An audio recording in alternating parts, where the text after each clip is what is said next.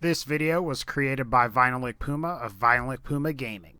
So both the baseball bat and Sledgehammer are vanilla game weapons. However, the Nuka World DLC gave them some new customizations that add a variety of interesting things, including rockets, buzzsaw blades, stun coils, and a few other upgrades to both of these melee weapons. The best part is that the customization improvements ultimately end up surpassing the Super Sledge with that stun mod from Fallout 4's vanilla game. So both the Rocket Bat and the Rocket Sledgehammer are now the best and most powerful weapons in the slow attack speed category for melee weapons in Fallout 4. Alright guys, so in an attempt to make things a little bit simpler, we will discuss the stats of each weapon's maxed out version, provided you had just the vanilla game, and then compare it to the fully maxed out Rocket version that we got with Nuka World. So we will be comparing the bladed aluminum baseball bat with the shocking, puncturing yellow Rocket Bat for the baseball comparison, and then for the Sledgehammer, we will be comparing the heavy Sledgehammer with the heavy, shocking, sharp Rocket Hammer. Later on, I'll compare both of these to the previous champion, which was the stunning Super Sledge. Now, in terms of damage, the fully upgraded baseball bat from Vanilla deals 49 damage at 6 strength, while the fully upgraded Rocket Bat deals 114 damage from a combination of both standard melee and energy damage.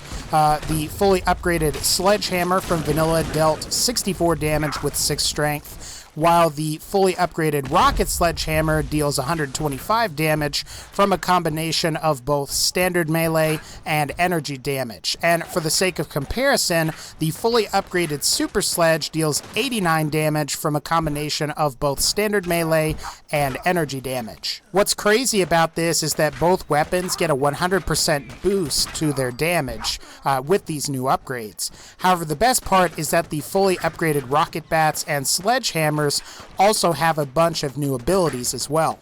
While the bat mostly specializes in armor penetration and the Sledge mostly specializes in bleed damage, both get a chance to stun, a chance to cripple, and deal extra limb damage. And in my personal opinion, I think the stun effect is what really makes both of these weapons so good, because what you can do is you can sometimes stun an enemy and then hit them while they're on the ground trying to recover. When it comes to upgrades, unlike most of the weapons in Nuka World, you won't actually need to max out the corresponding perk to fully upgrade it.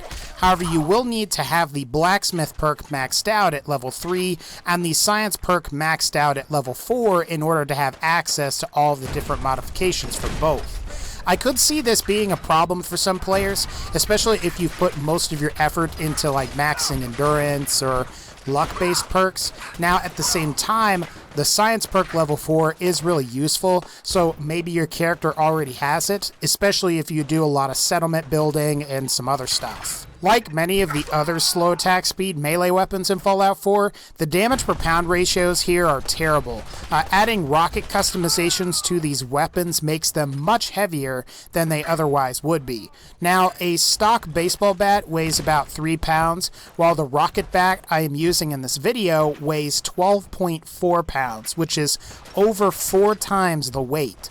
The Rocket Bat's damage per pound ratio is 9.19. The Sledgehammer has always had a horrible damage per pound ratio, as the fully upgraded Rocket Sledge weighs 43.8 pounds. I believe the stock Sledgehammer, or the fully upgraded Sledgehammer from the vanilla game, weighs 21. Now, its damage per pound ratio is 2.85, which is... it's terrible. Now, in both weapons' defense, the sheer amount of status effects that you can inflict does make the weapon's upgrades worth it in my personal opinion. Besides, I don't think you're going to sneak attack an enemy with a Sledgehammer or a Rocket Bat. I mean, sure, you could do what you want, but you also have knives or swords for that. If you need a weapon for armor penetration, you should use the Rocket Bat. While the vanilla Sledgehammer has a customization that provides armor penetration, the Rocket version of the Sledgehammer does not for whatever reason. I suppose it's also worth mentioning that the Rocket Bat might just make the pole hook from the Far Harbor DLC obsolete at higher levels. A couple of months ago, I would have told you that the pole hook was one of the best slow attack speed melee weapons of Fallout 4, especially if you needed something with good armor penetration, but I think the Rocket Bat with armor penetration beats it. If you just want raw damage output, the Rocket Sledge Hammer is the way to go, as it is currently the highest listed damage for a melee weapon in Fallout 4. I think between the two of these, I prefer the Rocket Bat the most. What's really nice about both of the weapons, though, is that they're customizations for existing weapons that vastly improve the originals. And if you have various bats with good legendary weapon effects, you should be able to craft some of these new modifications onto both of those. So maybe if you have like the Rockville Slugger, the 2076 World Series bat, or the Fence Buster, I think all of them would benefit from a lot of these upgrades. When it comes to unique variants, there is one that I know of for the Rocket Bat, and there are none that I know of for the Rocket Sledge Hammer. The one for the unique Rocket Bat is called Cito's Shiny Slugger, and it has the Relentless Legendary Weapon effect. And what this effect does is it reveals your action points when you score a critical hit, and because of that, this particular weapon might go well with the Comex chem. To attempt to not provide you guys with any spoilers, what I will say is that if you play through Nuka World's main quest, and you're generally nice to the NPCs, you will eventually acquire this weapon.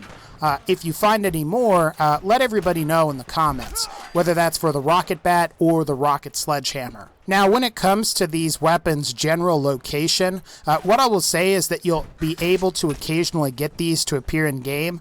However, I think you're going to have the best luck just crafting them at a workbench. Crafting these things is going to be the easiest way to acquire the specific one that you want. Alright, so to wrap everything up here, both the Rocket Bat and Rocket Sledge Hammer are excellent.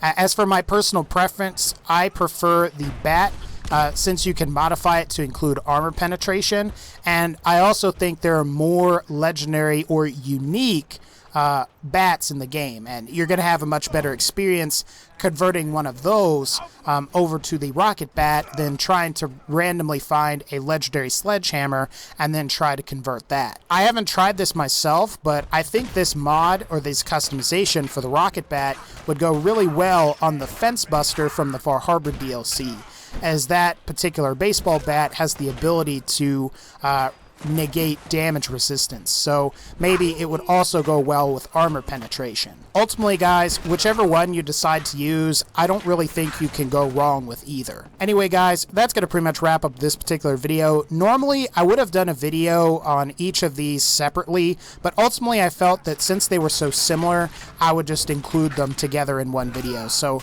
if you like this video, please be sure to leave a like, and as always, take care, and I'll see you all next time.